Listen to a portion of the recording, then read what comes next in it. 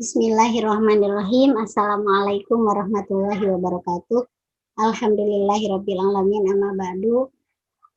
Rabbi shrah li sadri wa yassir li amri wahlul 'uqdatam min lisani yafqahu qawli. Amin ya Allah ya rabbal alamin. Yang saya hormati Ibu dosen pengampu mata kuliah Perencanaan Pendidikan, Ibu Dr. Siti Komariah, SPD MPDI. Yang saya banggakan seluruh rekan-rekan Pasca Sarjana Angkatan 6 STAI Sukabumi. Pada kesempatan kali ini saya akan mencoba menjelaskan tentang metode perencanaan pendidikan. Sebelum lebih jauh menjelaskan apa itu metode perencanaan pendidikan dan apa saja jenis-jenisnya, saya akan menyampaikan latar belakang atau alasan kenapa metode perencanaan pendidikan ini dibahas. Kita tahu bahwa perencanaan dalam dunia pendidikan, terutama dalam sebuah lembaga pendidikan, sangat penting. Hal ini berkaitan dengan bagaimana tujuan dari suatu lembaga pendidikan atau tujuan pendidikan dalam suatu lembaga pendidikan bisa tercapai dengan optimal. Nah, perencanaan ini tidak bisa asal-asalan. Perencanaan dalam sebuah lembaga pendidikan harus disesuaikan dengan tujuan pendidikan yang telah ditetapkan. Agar perencanaan dalam lembaga pendidikan tersebut tidak melenceng dari tujuan pendidikan, maka perlu digunakan sebuah metode perencanaan yang sesuai dan tepat. Nah, untuk bisa menggunakan metode perencanaan yang sesuai dan tepat dengan tujuan pendidikan yang telah disusun, maka pengelola lembaga pendidikan perlu memahami tentang metode perencanaan pendidikan. Nah, sehingga menurut hemat saya, metode perencanaan pendidikan ini merupakan salah satu hal yang penting untuk dibahas dan dikaji. Ada dua hal yang akan dibahas. Yang pertama adalah tentang definisi metode perencanaan pendidikan. Kemudian yang kedua adalah tentang macam-macam metode perencanaan pendidikan. Nah, dalam penyusunan artikel ini digunakan metode penelitian. Adapun jenis metode penelitian yang digunakan adalah library research atau penelitian pustaka, di mana metode pengumpulan data yang digunakan dalam penelitian ini adalah dokumentasi, yaitu dengan mengumpulkan berbagai dokumen yang berkaitan dengan materi yang akan dibahas, yaitu metode perencanaan pendidikan. Kemudian data-data yang didapatkan dianalisis dengan metode analisis deduktif. Untuk selanjutnya dapat dipahami beberapa hal yang berkaitan dengan metode perencanaan pendidikan. Nah, yang pertama akan dibahas adalah tentang definisi metode perencanaan pendidikan.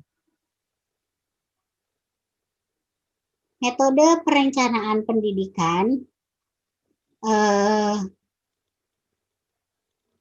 adalah pola atau acuan dan cara yang ditempuh dalam menyusun rencana pendidikan secara umum. Nah, definisi ini didapatkan dari pertama, mengurai 3 kata yang akan dibahas. Yang pertama adalah apa itu metode. Nah, menurut KBBI, metode adalah cara yang telah diatur dan terpikir baik-baik untuk mencapai sesuatu maksud dalam ilmu pengetahuan, cara belajar, dan sebagainya. Artinya, metode itu bukan sesuatu yang caranya itu bukan cara, artinya metode itu cara tapi bukan cara yang ngawur gitu. Caranya itu telah diatur dan terpikir baik-baik untuk mencapai suatu maksud dalam ilmu pengetahuan itu menurut KBBI. Nah, kemudian apa yang dimaksud dengan perencanaan atau planning? Nah, di sini saya mengutip pendapatnya Louis Allen. Menurut beliau, planning is the determination of a course of action to achieve a desired result. Nah, artinya perencanaan adalah penentuan serangkaian tindakan untuk mencapai hasil yang diinginkan. Nah, lalu tadi seperti saya sebutkan sebelumnya, dari definisi tersebut dapat diambil pemahaman bahwa yang dimaksud dengan metode perencanaan pendidikan adalah pola atau acuan cara yang ditempuh dalam menyusun rencana pendidikan secara umum. Nah, selanjutnya apa saja macam-macam metode perencanaan pendidikan? Nah, di sini terdapat 8 metode perencanaan pendidikan menurut para ahli. Yang pertama adalah metode analisis mengenai alat, cara, tujuan. Kemudian yang kedua adalah metode analisis masukan dan keluaran. Kemudian yang ketiga, metode analisis ekonometrik. Yang keempat, metode diagram sebab akibat. Yang kelima, metode analisis siklus kehidupan. Yang keenam, metode Delphi. Yang ketujuh, metode penelitian ilmiah. Dan yang prosedur penelitian ilmiah. Dan yang terakhir adalah metode analisis nilai tambah. Nah, ini kita akan bahas satu persatu. Yang pertama adalah metode analisis mengenai alat, cara, tujuan. Nah, metode ini digunakan untuk meneliti berbagai sumber dan alternatif untuk mencapai tujuan tertentu. Nah, termasuk di lembaga pendidikan. Nah, jika kita menggunakan metode ini atau hal yang harus diperhatikan ketika kita akan menggunakan metode ini adalah yang pertama means. Means ini berkaitan dengan sumber-sumber yang diperlukan untuk mencapai tujuan tertentu. Misalnya kita merencanakan untuk memberikan branding terbaru untuk lembaga pendidikan yang kita kelola. Nah, kita perlu mempertimbangkan kira-kira untuk membentuk branding baru itu apa saja sumber-sumber yang diperlukan. Nah, begitu. Kemudian yang kedua, ways. Nah, ini berkaitan dengan cara dan alternatif tindakan yang dirumuskan dan dipilih untuk mencapai tujuan tertentu. Nah, misal tujuannya tadi ya, kita ingin membentuk branding tertentu untuk lembaga yang kita kelola. Nah, kira-kira caranya bagaimana? Kalau misal tidak dengan cara itu, kira-kira alternatif tindakan lain yang mungkin dilakukan apa supaya branding tersebut bisa tercapai dengan baik gitu. Tentunya dengan mempertimbangkan tadi sumber-sumber yang tersedia yang kita miliki. Kemudian yang terakhir adalah N. Nah, N ini berkaitan dengan tujuan yang hendak dicapai. Nah, tadi tujuannya adalah untuk membuat branding dari lembaga yang kita kelola, lembaga pendidikan yang kita kelola, sehingga masyarakat bisa lebih memandang lembaga kita itu dengan lebih baik, tidak disepelekan. Misal seperti itu. Nah, tadi sumber-sumbernya apa saja, kemudian caranya bagaimana, itu perlu dipertimbangkan. Nah, kemudian metode yang selanjutnya adalah metode analisis masukan dan keluaran. Nah, metode ini dilakukan dengan mengkaji interrelasi atau hubungan satu sama lain dan interdependensi atau ketergantungan berbagai masukan, input ya, dan keluaran dari sistem pendidikan. Nah, input yang dimaksud di sini adalah peserta didik baru berarti, dan keluarannya adalah lulusan. Nah, metode ini dapat digunakan untuk menilai alternatif dalam proses perubahan sistem pendidikan. Nah, sebagai penyusun, ada beberapa hal yang perlu dilakukan. Yang pertama adalah melakukan analisis tentang faktor-faktor input pendidikan. Nah, di sini apa namanya? Kira-kira faktor apa saja yang mempengaruhi peserta didik begitu. Kemudian melakukan analisis tentang proses layanan pendidikan. Bagaimana proses layanan pendidikan yang diberikan oleh lembaga kita selama ini begitu. Kemudian melakukan analisis output pendidikan. Nah, tadi ketika apa namanya inputnya kita tahu bagaimana, kemudian faktor apa saja yang mempengaruhi keadaan input seperti itu, kemudian kita bagaimana memberikan layanan, kita tahu kualitasnya seperti apa kita dalam memberikan layanan. Nah, kemudian dianalisis dengan keadaan input seperti itu, kemudian proses layanan seperti itu, nah keluarannya seperti apa gitu. Nah, dari sini nanti apa namanya kita akan bisa membuat rencana yang kita susun untuk kedepannya seperti apa itu, sehingga kita bisa apa namanya melakukan perubahan sesuai dengan yang dibutuhkan. Nah, yang selanjutnya adalah metode analisis ekonometrik. Nah, metode ini menggunakan data empirik. Nah, teori ekonomi dan statistika dalam mengukur keterkaitan perubahan sistem pendidikan dengan ekonomi. Jadi ini mengukur keterkaitan perubahan sistem pendidikan dengan ekonomi. Nah, metode ekonometrik mengembangkan berbagai persamaan yang menggambarkan hubungan ketergantungan antar variabel yang ada dalam sistem pendidikan. Adapun hal-hal yang perlu dilakukan ketika menggunakan metode ini antara lain, pertama, melakukan analisis secara empirik atau kuantitatif tentang sumber daya dan sumber dana yang dimiliki oleh lembaga. Nah, ini menganalisis secara kuantitatif tentang sumber daya dan sumber dana yang dimiliki oleh lembaga yang berpotensi untuk bisa dikembangkan secara maksimal dalam rangka meraih keuntungan finansial secara maksimal. Nah, kemudian yang kedua, melakukan analisis tentang peluang output dari layanan pendidikan yang dapat terserap oleh dunia usaha atau industri, sehingga layanan pendidikan yang diberikan betul-betul mempunyai nilai ekonomis yang tinggi. Jadi ini lebih melihat kepada bagaimana peluang lulusan yang dihasilkan oleh lembaga pendidikan kita itu dapat diserap oleh dunia usaha atau industri, sehingga nanti akan berdampak pada keadaan ekonomi kita, keadaan ekonomi di negara kita.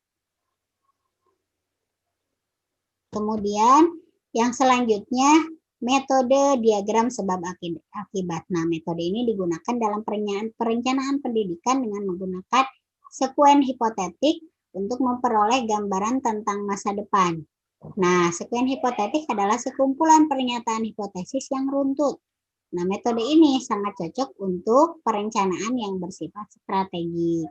Yang bersifat strategis. Adapun beberapa hal yang perlu dilakukan oleh perencana pendidikan ketika menggunakan metode ini, diantaranya adalah melakukan analisis berbagai problem atau permasalahan atau berbagai tantangan yang akan dihadapi oleh dunia pendidikan di masa mendatang. Ini dianalisis kira-kira permasalahan apa saja yang mungkin dihadapi begitu. Kemudian yang kedua, melakukan analisis tindakan atau langkah-langkah yang tepat yang dapat dilaksanakan dalam menghadapi beragam tantangan atau problem yang muncul pada era yang akan datang. Jadi setelah tadi dianalisis berbagai permasalahan yang mungkin dihadapi, kemudian dilakukan analisis kira-kira langkah-langkah apa saja yang dapat digunakan untuk mengatasi atau untuk menghadapi tantangan-tantangan atau permasalahan tersebut begitu. Nah, kemudian yang selanjutnya adalah metode analisis siklus kehidupan. Metode ini digunakan untuk mengalokasikan sumber-sumber dengan mempertimbangkan siklus kehidupan yang berhubungan dengan produksi, proyek, program, atau aktivitas. Metode ini dapat digunakan untuk mengalokasikan sumber-sumber pendidikan dengan melihat kecenderungan dari berbagai aspek yang dapat dipertimbangkan untuk merumuskan rencana dan program pendidikan. Nah, ini perlu dilakukan dengan beberapa langkah. Nah, yang pertama adalah melakukan konseptualisasi program-program dan dalam perencanaan pendidikan. Jadi dikonsep dulu program-programnya gitu. Kemudian yang kedua, spesifikasi program-program dalam perencanaan pendidikan. Setelah dikonsep, kemudian dispesifikan supaya lebih jelas, supaya nanti dalam pelaksanaannya bisa lebih mudah dilaksanakan begitu. Kemudian melakukan pengembangan prototip layanan pendidikan. Kemudian selanjutnya pengujian dan evaluasi program-program dalam perencanaan pendidikan, dievaluasi dulu, diuji dulu, kira-kira program tersebut betul-betul dapat dijalankan atau tidak. Kemudian setelah dievaluasi dengan mempertimbangkan berbagai hal, nah kemudian baru dijalankan atau dilaksanakan program sesuai dengan rencana. Dan yang terakhir adalah mengetahui produk atau output layanan pendidikan, dalam hal ini adalah kualitas lulusan. Begitu. Nah, kemudian yang selanjutnya metode DELPI. Nah, menurut Nanang Pata, metode DELPI ini bertujuan untuk menentukan sejumlah alternatif program. Nah, partisipan dalam metode ini biasanya adalah orang yang dianggap ahli dalam disiplin ilmu tertentu. Misalnya, ketika di lembaga pendidikan itu akan menyusun program bahasa. Nah, maka untuk menyusun kira-kira programnya seperti apa itu akan dilibatkan ahli di bidang bahasa. Seperti itu contoh sederhananya. Nah, sedangkan menurut Sujana, metode DELPI itu digunakan untuk menghimpun keputusan-keputusan tertulis yang diajukan oleh calon peserta didik atau para pakar yang tempat tinggalnya tersebar dan mereka tidak dapat berkumpul atau bertemu muka dalam menentukan keputusan ini. Metode ini pada dasarnya merupakan proses kegiatan kelompok dengan menggunakan jawaban-jawaban tertulis dari para calon peserta didik atau para pakar terhadap rancangan keputusan yang diajukan secara tertulis kepada mereka. Nah, jadi dalam prosesnya itu menurut Sujana dilakukan secara tertulis. Jadi ajuan-ajuan untuk alternatif program itu didasarkan pada masukan-masukan yang dibuat secara tertulis. Gitu. Kegiatan ini bertujuan untuk melibatkan calon peserta didik atau para pakar dalam membuat keputusan, sehingga keputusan yang disepakati itu berbobot dan menjadi milik bersama. Jadi tidak hanya dibuat oleh satu pihak gitu, tapi melibatkan berbagai pihak yang ahli gitu, dalam disiplin ilmu tertentu, tentunya disesuaikan dengan program yang akan dibuat gitu, sehingga keputusannya lebih berbobot dan menjadi milik bersama.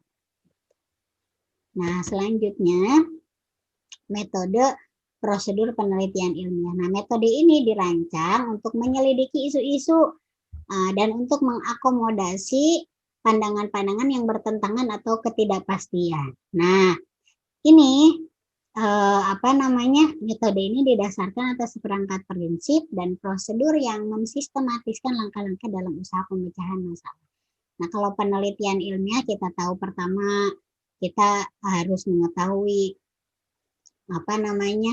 keadaan di lapangan seperti apa, kemudian ketidaksesuaian dengan teori yang ada seperti apa, seperti itu. Nah, jadi proses penyelidikannya itu tidak dilakukan semena-mena, tapi berdasarkan prosedur penelitian ilmiah yang telah dibuat oleh para ahli. Nah, selanjutnya metode analisis nilai tambah. Nah, metode ini digunakan untuk mengukur keberhasilan peningkatan produksi atau pelayanan. Nah, jadi dengan metode ini kita dapat mengetahui kira-kira layanan